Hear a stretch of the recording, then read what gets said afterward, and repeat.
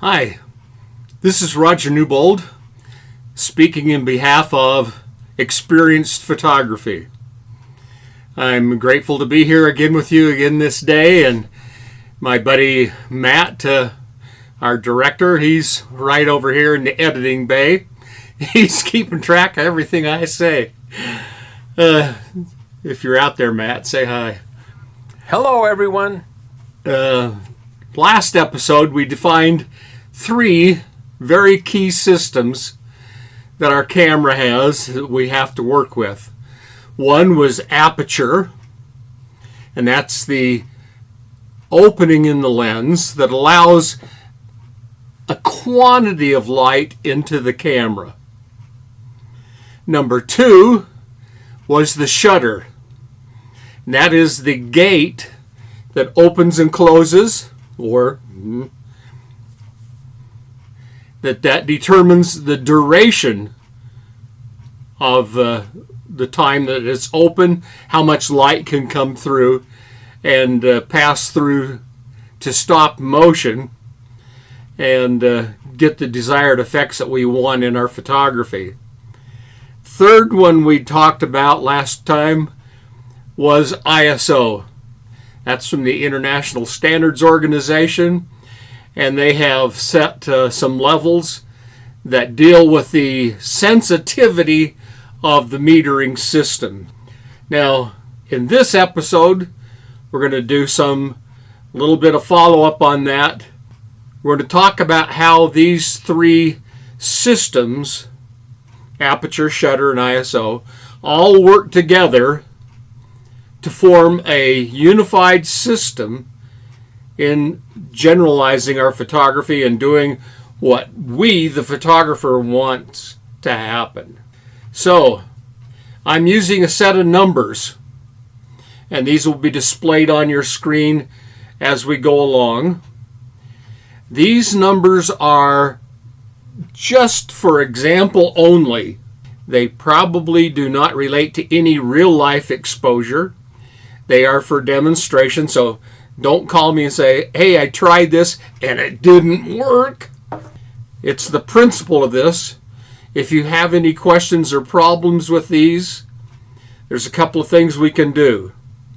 If you're not familiar with YouTube, you can push the F key on your keyboard. F as in full frame. That will expand it to fill your monitor. Push the F again and it goes back to the small size. You can also push the K key, and that will pause at any time during a YouTube presentation and let you stop and examine or write down something that's on the screen. And when you push K again, it will immediately pick up right where it left off, so you don't miss anything. And if you're like me and cannot hear, push the C key and it will give you closed caption across the bottom of the screen so you can read what I'm actually saying. So those are some hints. Now let's get on with our demonstration. Last episode we had an exposure example that we started off with a shutter speed of 125th at f16 at 100 ISO. So we're going to pick up right there at that point. Now, I'm only using whole f-stop numbers. It's entirely possible to use halves or third stops as you may need them. Now, example number 1. If I was going to, say, a high school football game, and the action is moving down the field across the frame, I want to stop the action of those football players. They're running, and I need a speed of, say, 500th of a second, something very short that will stop the action. 125th probably will not stop a moving gallop as they're going down the field. And you certainly don't want the players to be revealed as blurry. So this is our premise. We need 5/100th of a second to stop the action. So if our meter is recommending 1/25th at f16 at 100, to achieve 500, we've got to move the shutter speed 2 stops faster. So we would take it from 1/25th up to 250 up to 500. That's 2 full stops of light, 200% difference. Therefore, to make reciprocal exposure, I've got to add 2 stops back here to keep it equal so it's not underexposed. So I can simply change the f-stop from a tiny f16 to a larger opening at f8. So we go from 16 to 11, opens up 100%, f8, 200%. Now that's equal to 2 stops. That is certainly the way we want to go here. The duration got cut by 2, but the quantity got boosted back and added by 2. So everything is reciprocal.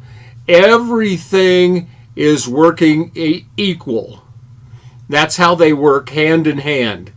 That's how shutter speed and f-stop can work together to give you the correct exposure. So I would like you to look at figure number 1. Matt will put that up on the screen. And remember, simply push K to analyze what's there. It will pause, see what the illustration is showing you. When you're finished reviewing it, you can push K again, and this video will continue on again. Okay, Matt?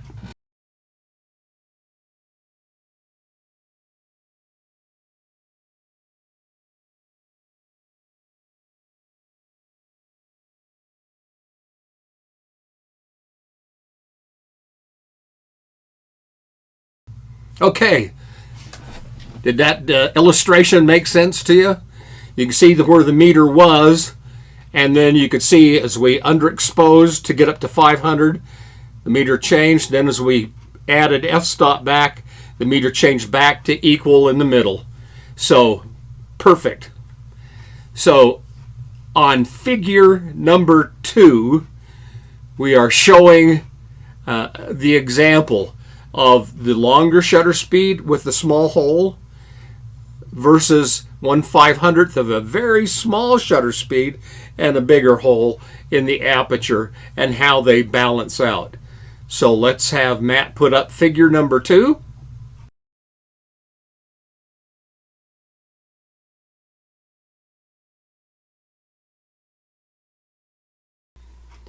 If I was photographing a high school dance recital. Okay, so you don't have kids in high school. Could be a junior dance recital. It could be a high school graduation. It could be just about anything you want to do. This one would be taking place in, say, some type of hall or auditorium. Lighting is probably not the most terrific. But don't be like one of those nerds that's sitting up in the 15th row of the jet section and using a flash cube trying to go 600 feet to the floor. It doesn't work. It doesn't work. You're going to have to use that existing light or some rather dramatic other lighting conditions. So, number 2, I'm photographing this recital, and I'm in the auditorium. In the camera frame, the dancers are jumping and hopping around, and they're moving. So I need to keep that shutter speed of 500. I tried a test. I had one of my dancers come in, and I said, jump. She jumped. I shot it at 60, 125, 250, 500. At 500, I could actually, as she jumped and started coming back down, I could stop the hair in motion. So 500 is probably a good shutter speed for jumping and dynamic motion happening within the frame. So I have to go from our starting point at 125 at f8, ISO 100, and I'm going to move that shutter speed up to 500 as we did before. We're going to go from 125 up to 250 and up one more stop to 500. So we have decreased the light by 2 stops. It got darker because we got so fast. We have just a tiny, tiny shutter speed now. Now, to get back to equal, I've got to do something to add 2 more stops of light. Now, last time, we simply opened up the f-stop. That will work, but in this case, we have multiple rows of dancers. We are going to need more depth of field. And by the way, the next vlog is on depth of field. So don't get too twisted up. We're going to get there. All right. So not only do I need 500th, but I need to have depth of field, which is going to require, let's say, f16.